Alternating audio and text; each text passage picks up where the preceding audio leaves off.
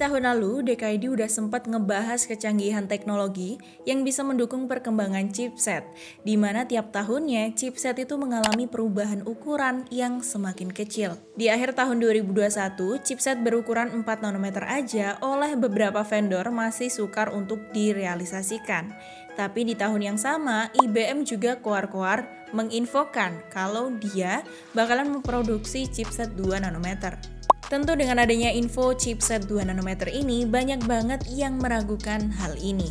Tapi di satu sisi, Samsung dengan gagah berani malah bilang kalau cuma segitu aja kemampuan kalian. Dan boom, di tahun 2022, Samsung mengungkapkan kalau dirinya bakalan memproduksi chipset berfabrikasi 1,4 nanometer. Gokil! Langsung aja kita bahas bersama saya Syifa, inilah DKID News selengkapnya.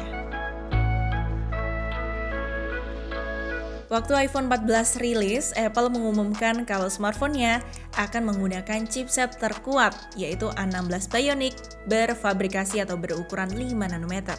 Kemudian di tanggal 5 Oktober, Samsung udah mikir jauh sampai di tahun 2027, di mana dari si Young Choi selaku Presiden Foundry Business di Samsung mulai menjelaskan tentang roadmap pembuatan chipset Samsung pada acara tahunan yaitu Samsung Foundry Forum.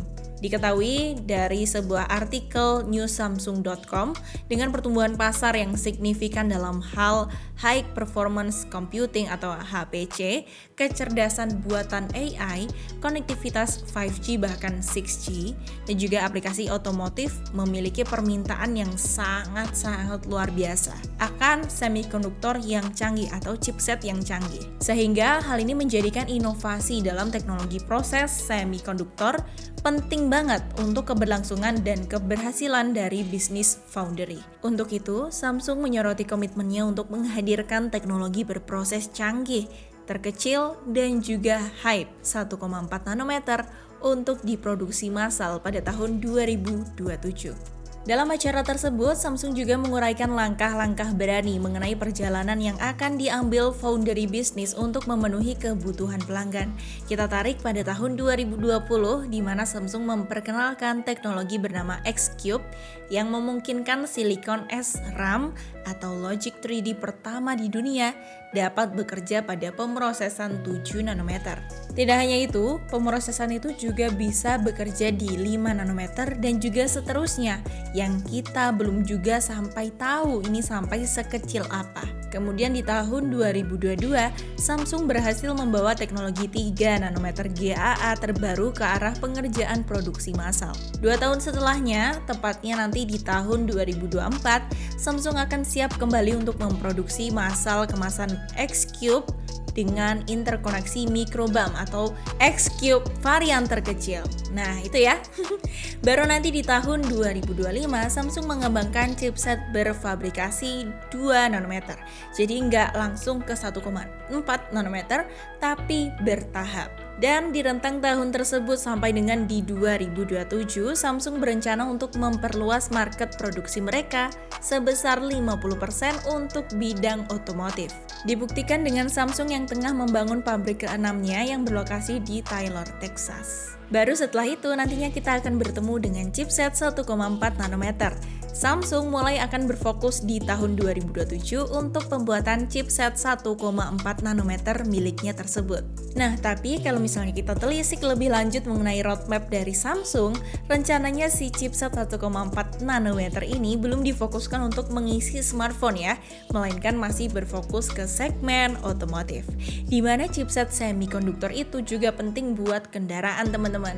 So, kayak misalnya nih, buat fitur layar yang interaktif pada dashboard, audio, dan juga fitur smart lainnya. Nah, kalau misalnya nih, ke depannya Samsung udah mulai berani meletakkan si 1,4 nanometer ke segmen smartphone. Kira-kira bakalan sekeren apa ya smartphone-nya nanti? Bakalan punya fitur seinteraktif apa ya?